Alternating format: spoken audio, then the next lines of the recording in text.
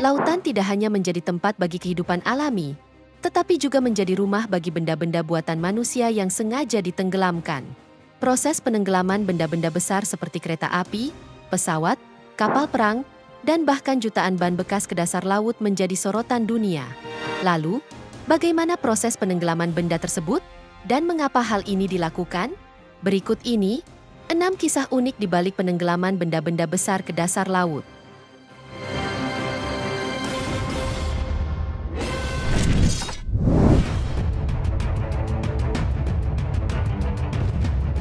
Yang pertama, ada proses penenggelaman gerbong kereta api yang dilakukan oleh Amerika Serikat. Ribuan gerbong kereta ini sengaja ditenggelamkan ke dasar laut dengan dimuat oleh kapal tongkang. Lalu untuk apa semua itu dilakukan? Jadi, sistem kereta bawah tanah New York City memang sangat padat dan membutuhkan banyak kereta untuk beroperasi. Kereta MRT yang sibuk ini mengangkut jutaan penumpang setiap tahunnya. Namun, kereta-kereta yang sudah tua dan tidak layak operasi harus dipensiunkan. Namun, Metropolitan Transportation Authority atau MTA memiliki gagasan unik untuk menangani kereta-kereta tua tersebut, yaitu dengan menenggelamkannya ke laut.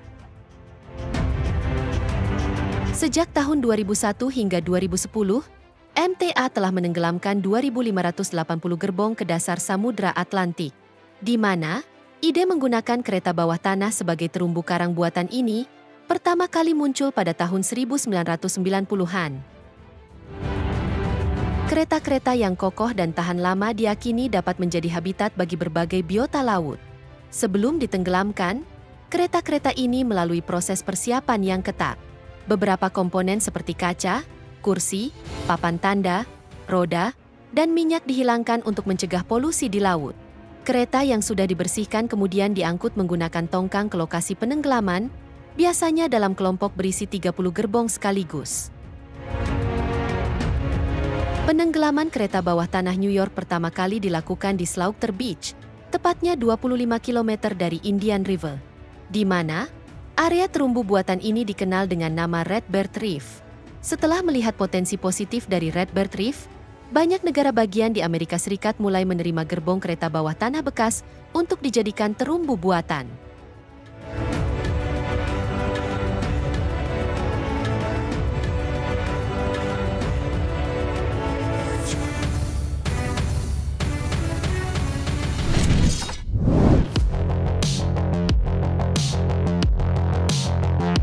Pada 1970-an, sebuah proyek ambisius diluncurkan di lepas pantai Fort Lauderdale, Florida, Amerika Serikat, dengan tujuan menciptakan terumbu karang buatan dari ban bekas. Proyek ini diprakarsai oleh nelayan setempat dan didukung oleh pemerintah serta beberapa perusahaan besar. Hingga akhirnya, lebih dari 2 juta ban bekas diikat dan ditenggelamkan di dasar laut untuk dijadikan habitat baru bagi kehidupan laut. Namun, proyek ini berubah menjadi bencana. Air laut yang asin menyebabkan ikatan ban rusak, dan ban-ban tersebut terlepas, tersebar, dan merusak terumbu karang alami serta ekosistem laut. Ban yang ringan mudah terbawa arus, bahkan sampai ke pantai-pantai jauh seperti North Carolina. Proyek yang awalnya bertujuan baik ini pun justru menciptakan pencemaran lingkungan yang besar. Hingga akhirnya, upaya pembersihan dimulai pada 2001, namun menelan biaya yang sangat tinggi. Bahkan, militer Amerika turun tangan pada 2007 dan berhasil mengangkat puluhan ribu ban. Hingga tahun 2019, sekitar 250 ribu ban telah diangkat dari dasar laut. Namun sampai saat ini masih ada sekitar 700 ribu ban yang tersisa di dasar laut dan mencemari lingkungan.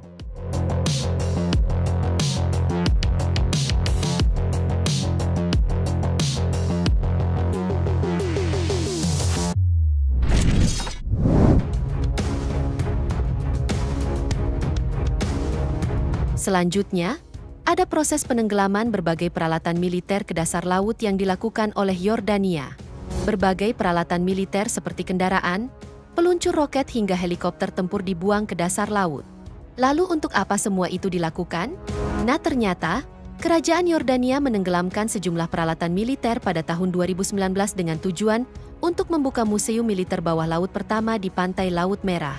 Museum ini menampilkan 19 peralatan militer yang ditenggelamkan pada kedalaman hingga 28 meter. Di antara koleksinya, terdapat tank dengan berbagai ukuran, ambulan, kendaraan militer, kendaraan pengangkut personel, peluncur roket anti-pesawat, beragam senjata, hingga helikopter tempur. Museum bawah laut ini tidak hanya menjadi tempat untuk melihat benda-benda bersejarah, tetapi juga berfungsi sebagai habitat baru bagi berbagai biota laut. Seiring berjalannya waktu, museum ini diharapkan akan berkembang menjadi terumbu karang buatan yang indah dan mendukung keanekaragaman hayati bawah laut. Museum ini sendiri terletak di lepas pantai Aqaba, Yordania, dan menjadi destinasi menarik bagi para penyelam serta pecinta alam yang ingin menikmati keunikan gabungan antara sejarah militer dan keindahan alam bawah laut.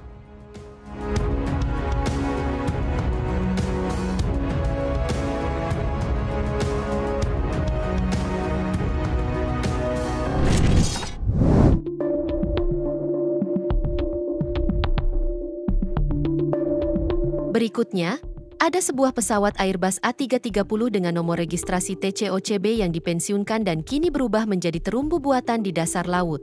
Dengan panjang sekitar 54 meter dan lebar sayap 44 meter, pesawat ini ditenggelamkan di kedalaman 23 meter di perairan Kuadus, Turki, pada tahun 2016. Setelah hampir 23 tahun beroperasi, pesawat ini dinonaktifkan karena usianya yang sudah tua dan minimnya minat pembeli. Namun, alih-alih dibuang, badan pesawat ini dimanfaatkan dalam proyek kolaborasi dengan pemerintah Turki untuk dijadikan terumbu buatan. Sebelum ditenggelamkan, pesawat raksasa ini dibongkar menjadi beberapa bagian dan diangkut menggunakan truk ke kota resort tepi laut Kuadus. Menurut laporan, biaya yang dikeluarkan untuk memindahkan badan pesawat A330 mencapai sekitar 1,6 miliar rupiah. Setelah dibongkar, badan pesawat diangkut menggunakan 6 truk besar dari Antalya ke Yaliflik di Provinsi Aid, Turki Barat Daya. Setelah dirakit ulang di pelabuhan, pesawat tersebut ditenggelamkan dengan metode khusus, yaitu memasang pelampung ke badan pesawat yang kemudian dikempeskan secara perlahan. Proses penenggelaman ini sendiri memakan waktu sekitar 4 jam. Dan kini, bangkai pesawat tersebut tidak hanya menjadi habitat bagi biota laut, tetapi juga menjadi destinasi wisata favorit, terutama bagi para penyelam.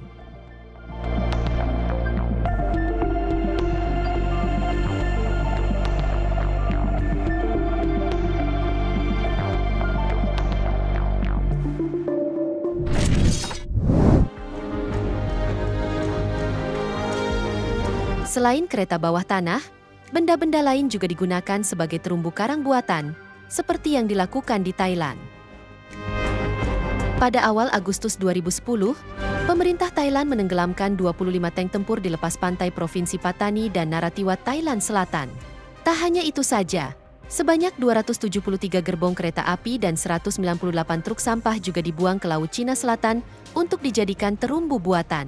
Terumbu buatan ini diharapkan dapat menciptakan terumbu karang baru, memperbaiki ekosistem laut, serta meningkatkan populasi ikan lokal di wilayah tersebut.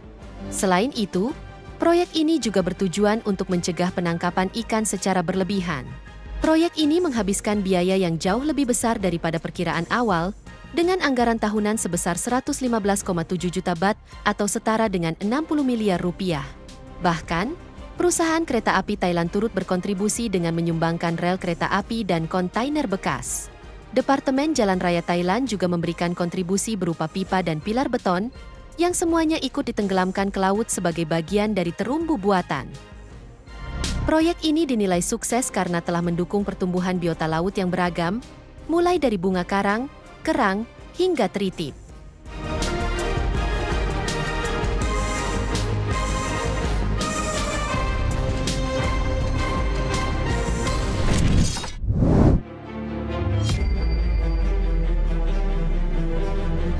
Selanjutnya, ada kapal perang Amerika yang juga ditenggelamkan ke dasar laut.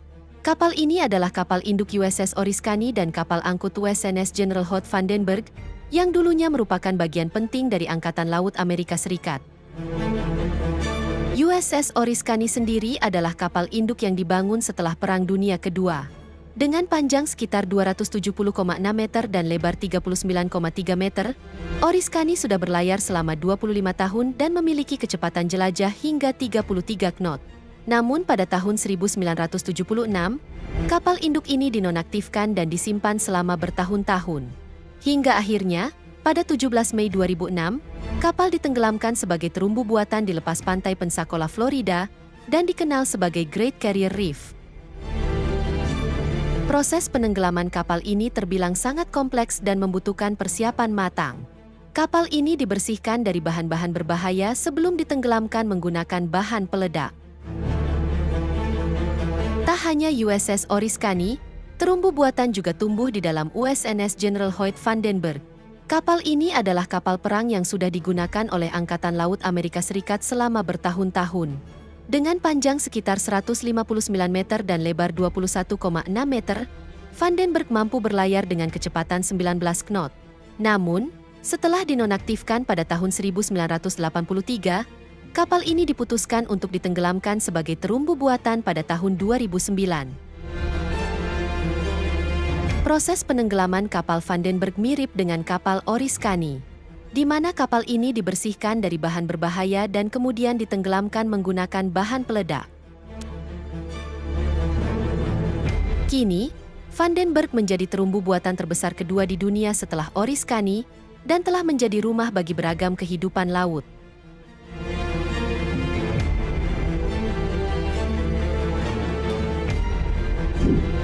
Itu dia 6 kisah unik di balik penenggelaman benda-benda besar ke dasar laut.